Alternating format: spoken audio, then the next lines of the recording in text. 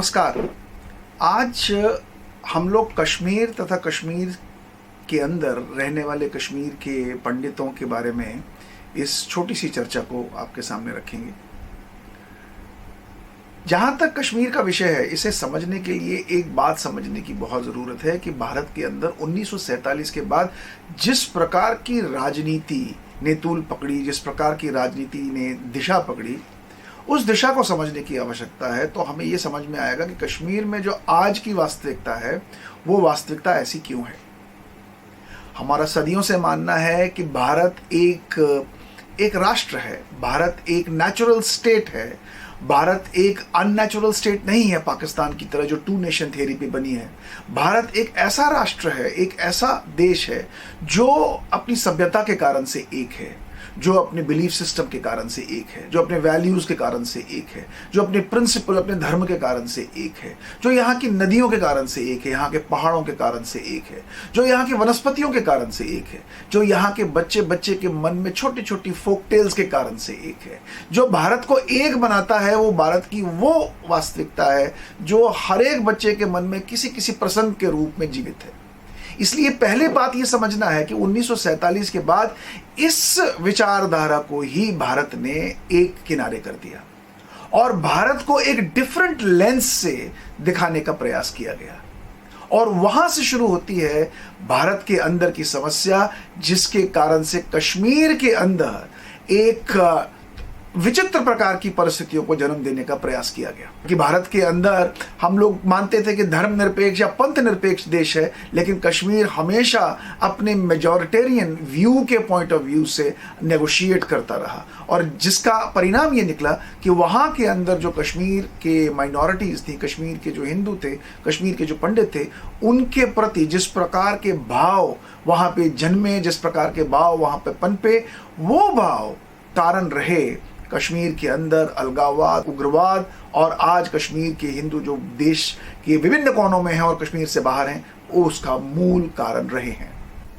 अब प्रश्न है, आज के परिदृश्य में कश्मीर के अंदर जो परिस्थितियां बनी हैं, उन परिस्थितियों में कश्मीर के पंडित की, कश्मीर के हिंदू की मनोस्थिति किस प्रकार की है। हमें इसके लिए कुछ बातों को ध्यान रखने की आवश्यकता है और ये मैं खास तौर से अपने जो कश्मीर हिंदू समाज के, कश्मीर पंडित समाज के लोग हैं, उन तक अपनी इस एनालिसिस को पहुंचाना चाहता हूं। आप ये देखिए कि जिस प्रकार की परिस्थितियां कश्मीर के अंदर क्रिएट की जा रही हैं या क्रिएट की गई हैं, उन परिस्थितियों में किस प्रकार से डर का माहौल पिछले कई दशकों से वहां पे क्रिएट करने का प्रयास किया गया है, उसका अगर हम थोड़ा सा एनालिसिस करें तो हम पाएंगे कि 4 प्रकार से वहाँ पे डर का माहौल, वहाँ पे किलिंग्स का माहौल क्रिएट किया जाता है। एक जो तरीका है, जो टैक्टिक है, वो टैक्टिक है कि बॉर्डर के ऊपर भारत और पाकिस्तान के बीच में युद्ध को निमंत्रण देना, जिसमें हमने कई बार देखा है कभी बॉर्डर्स पे शेलिंग करना और डीप शेलिंग करना और सिविलियंस को नुकसान पहुंचाना, हमारे सिक्योरिटी फोर्सेस को नुकसान पहुंचाना, या उस प्रकार का एक प्रोसेस है, एक मैकेनिज्म है।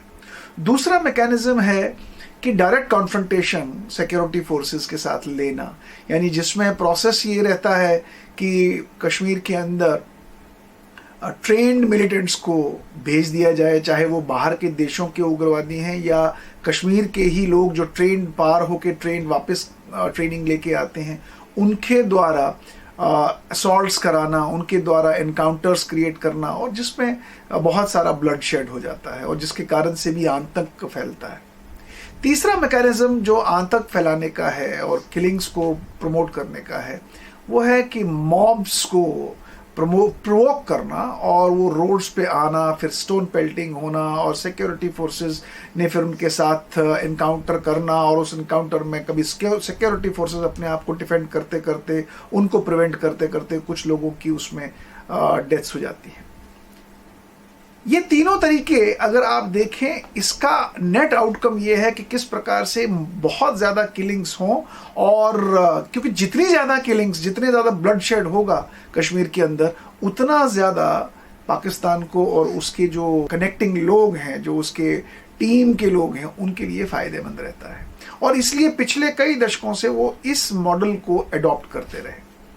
और जो चौथा मेन जिसके बारे में आज हम बात करना चाहते हैं वो है टारगेटेड किलिंग्स। और ये टारगेटेड किलिंग्स में सेलेक्टिवली किसी आदमी को मारना। अब हो क्या रहा है, अगर हम पिछले कुछ सालों की एनालिसिस करें तो हम पाएंगे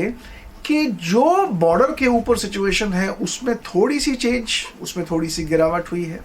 जो डायरेक्ट कन्फ्रंटेशन का एक मैकेनिज्म नंबर 2 मैंने बताया, उसमें गिरावट हुई है। जो मॉब्स का रोड पे निकलना और काउंटर करना सिक्योरिटी फोर्सेस को, उसमें भी गिरावट आई है। और ये चीज़ पाकिस्तान के लिए बिल्कुल ठीक नहीं है, क्योंकि उनके एजेंडा में ये ठीक नहीं बैठता, क्योंकि उनके एजेंडा में तो ब्लड शेड होना बहुत ज़रूरी है। तो हमें ये समझना पड़ेगा, एक कश्मीर के पंडित को ये समझना पड़ेगा कि ये तीनों टेक्निक्स उनकी जब फेल हुई हैं तो उन्हें अपनी प्रेजेंस को दर्ज कराने के लिए इस चौथे ऑपरेटिंग मॉडल को लागू करने की बहुत इंपॉर्टेंट ज़रूरत है। और ये चौथा, हालांकि उनके फेवर में ये चौथा मॉड्यूल नहीं है, क्योंकि इससे लोकल पॉपुलेशन में भी कोई रिएक्शन ज़रूर आती है, लेकिन जब पहले, दूसरे और तीसरे मॉडल्स उनके फेल हो चुके हैं, उसका कारण यह है कि जो गवर्नेंस स्ट्रक्चर, जो डिफेंस फोर्सेस, जो security system and the upper hand of our security system over the local militants, उनको एलिमिनेट करने में जो प्रक्रियाएं हमारे सिक्योरिटी फोर्सेस ने दिखाई हैं, उसका परिणाम यह है कि फर्स्ट, सेकंड और थर्ड दोनों जो मॉड्यूल्स हैं, दोनों जो मैकेनिज्म्स हैं, वो फेल हो गए हैं। इसलिए उनकी रिलायंस अब फोर्थ स्टेप के ऊपर है कि टारगेटेड किलिंग की जाए। अब प्रश्न ये आता है कि इसमें कश्मीरी हिंदू का ज़्यादा को क्यों टारगेट किया जा रहा है। हमें एक चीज़ और ध्यान रखनी पड़ेगी कि पिछले कुछ वर्षों में गवर्नमेंट ने जिस प्रकार के इनिशिएटिव्स लिए हैं, उन इनिशिएटिव्स में सबसे बड़ा इनिशिएटिव था धारा 370 को हटाना, 35A को हटाना, उसके बाद डोमिसाइल सर्टिफिकेट्स का प्रोसेस इनिशिएट करना। और सबसे बड़ा कारण था कि कश्मीर के अंदर जो डिस्ट्रेस सेल में लोगों ने अपनी प्रॉपर्टीज बेची हैं, उन्हें वो प्रॉपर्टीज को रिस्टोर कराना टू इट्स ओरिजिनल ओनर, जिसने डिस्ट्रेस सेल में वो प्रॉपर्टी बेची थी। और उसका परिणाम ये निकला, हजारों लाखों कश्मीरी भंडों ने अपनी प्रॉपर्टीज की डिस्ट्रेस सेल की कंप्लेंट्स को पोर्टल के ऊपर रजिस्टर किया, और जिसका परिणाम ये निकला कि लोकल डिप्टी कमिश्नर्स ने लोकल तहसीलदार्स को ये डायरेक्शंस दी कि इनकी प्रॉपर्टीज की वेरिफिकेशन कराई जाए, जिसके कारण से एक डर का माहौल भी वहां खड़ा हो गया, क्योंकि एक बहुत बड़ा माफिया है, प्रॉपर्टी माफिया कश्मीर के अंदर, जो नहीं चाहता कि कश्मीर का हिंदू अब वापस आए और उन घरों को क्लेम करे जो घर उन्होंने औने पौने दामों में खरीदे। तो इसलिए चौथा मॉडल जो उन्होंने अडॉप्ट किया है, वो इसलिए अडॉप्ट किया है जिसमें वो कश्मीर के हिंदू को या माइनॉरिटीज को मार रहे हैं, या जो बाहर से हमारे बाकी विभिन्न प्रांतों से वहां पे काम कर रहे हैं, उनको मारने का जो प्रोसेस शुरू किया, उसका कारण ही ये है कि किस प्रकार से इनके मन में डर पैदा किया जाए और ये वापस कश्मीर छोड़ के चले जाएं, ताकि इस प्रकार के प्रोसेसेस में उन्हें नुकसान ना हो। एक और बहुत बड़ी बात जो हमें समझनी पड़ेगी कि क्यों कश्मीर के हिंदू को टारगेट किया जा रहा है। सरकार ने पिछले कुछ वर्षों में एक बहुत बड़ा स्लोगन दिया है कि कश्मीर के हिंदुओं को वापस पुनर्स्थापित करना है कश्मीर के अंदर with dignity and with safety and security.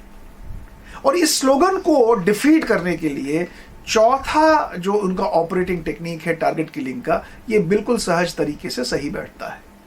वो इसीलिए कश्मीर के हिंदू को या बाहर से जो लोग आए हैं उनको मारने का प्रयास कर रहे हैं, ताकि वो अपनी प्रेजेंस भी फेल्ट कराएं और ये भी लोगों को बताएं कि जिस सरकार के दम पर आप ये सोचते थे कि आपको यहाँ पे रीएस्टैब्लिश किया जाएगा, वो हम होने नहीं देंगे। किल वन एंड स्केयर थाउजेंड, जिस प्रकार की स्ट्रैटेजी मैंने आपको बताई कि उग्रवादियों ने जो अडॉप्ट की है, जिसमें फोर्थ ड्राइवर है, जिसमें टारगेट किलिंग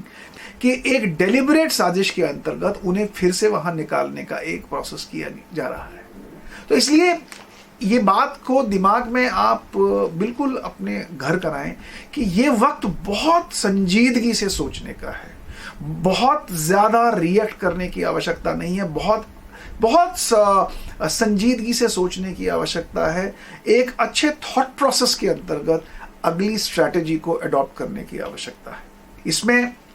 मैं आप लोगों को एक छोटी सी बात और बताना चाहूँगा। अगर आप टेररिस्ट वॉच या बहुत सारे डेटा जो ग्लोबल या एशिया टेररिज्म का डेटा हमें प्रोवाइड करते हैं, या सिक्योरिटी फोर्सेस से अगर आप बात करें, ऑफिशियल से बात करें, तो आप देखिए अगर हम किलिंग्स की एक पैटर्न को भी देखें, हालांकि किसी का मरना, किसी को मारना, ये बड़े दुख की बात है और इससे बड़ी शर्म की बात और कुछ नहीं हो सकती कि एक आम आदमी को सुरक्षा नहीं मिल पा रही। लेकिन अगर हम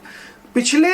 12 साल का डेटा भी उठा के देखें तो हमें हैरानी होगी कि जो पैटर्न और जो नंबर्स हमें 2010, 11, 12, 13, 14, 15 तक मिलते हैं, वही पैटर्न, वही नंबर्स हमें आज भी दिखाई दे रहे हैं। खाली पिछले कुछ दिनों में टारगेटेड किलिंग्स में बढ़ोतरी हुई है, स्पेसिफिक कश्मीर के हिंदुओं को मारने का प्रयास किया गया है और उसका कारण ये है जो मैंने आपको बताया। इसमें कुछ नॉन कश्मीरी हिंदूज भी हैं और वो उसका कारण ये है कि वो अपनी एफिनिटी भारत के साथ अपनी दिखाते हैं और उन लोगों को भी इसका शिकार होना पड़ता है। तो इसलिए आज की परिस्थिति में मेरा ये मानना है कि जो कश्मीर के हिंदू हैं, कश्मीर के पंडित हैं, उन्हें वहाँ से निकलने से पहले, अभी टेम्पररी वो वहाँ से अपने घरों में, हो सकता है जम्मू आ गए हों या किसी और स्थान पे आ गए हों, उन्हें इस बात को बहुत सीरियसली सोचना चाहिए कि बहुत बड़ी एफर्ट्स के बाद एक ऐसी स्टेज पे हम लोग पहुँचे हैं जिस स्टेज में रिटर्न की पॉसिबिलिटीज़ बनती दिखाई दे रही थी और उसमें उग्रवाद का अपना एक रोल है, पाकिस्तान का अपना एक रोल है कि उसको कैसे डिफीट किया जाए। तो इसलिए मैं सभी कश्मीर के हिंदुओं को अनुरोध करूंगा कि वो इस परिस्थिति को बिल्कुल इसका अवलोकन करें, सारे संगठन मिलकर इसका अवलोकन करें, इसको एनालाइज करें और देखें कि कश्मीर के पंडित और कश्मीर के हिंदू के हित में क्या है। क्या कश्मीर को वापस छोड़ना उनके हित में है, या हमें अपनी लड़ाई सरकार के साथ करनी चाहिए कि हमारी सुरक्षा कश्मीर के अंदर बढ़ाई जाए, सुरक्षित स्थानों में हमें रखा जाए, इस प्रकार के क्षेत्रों में हमसे काम कराया जाए जिस प्रकार के क्षेत्रों में वहाँ पे सुरक्षा का भाव हो। मैं सरकार को भी ये कहना चाहूँगा कि सरकार ने कितने सारे प्रोजेक्ट्स कश्मीर में लिए जिसमें इंडस्ट्री विभाग के साथ 3000 एकड़ के लिए ज़मीन उनको ज़मीन ली है, लेकिन क्या वो कश्मीर के हिंदू के लिए 300 एकड़ की ज़मीन कहीं नहीं ले सकते जहाँ पे उनके रहने का प्रबंध हो, जहाँ एक सेफ एरियाज़ उनके लिए क्रिएट किए जाएं। तो ये भी हमें सरकार के साथ इस विषय के ऊपर हमें सरकार के साथ बात करनी चाहिए। उग्रवादियों का और जो ये टारगेट किलिंग का एक सबसे बड़ा रोल भी ये है कि कश्मीर का हिंदू जो बहुत सारे राजनेताओं के भाषण में तो है, लेकिन कश्मीर का हिंदू अपने घर में नहीं है। ये सारे राजनीतिक संगठनों को सोचने की आवश्यकता है कि आप कश्मीर से कश्मीर के हिंदू को तो निकाल सकते हैं, लेकिन उसके दिल से कश्मीर को नहीं निकाल सकते। और कितने भी इस प्रकार की परिस्थितियां खड़ी हों, मुझे पूरी उम्मीद है हम लोग वापस कश्मीर में ही जाएंगे और अपने कश्मीर के अंदर ही वापस फिर से रहेंगे, रिसेटल होंगे, और इसका मुझे पूरा विश्वास है।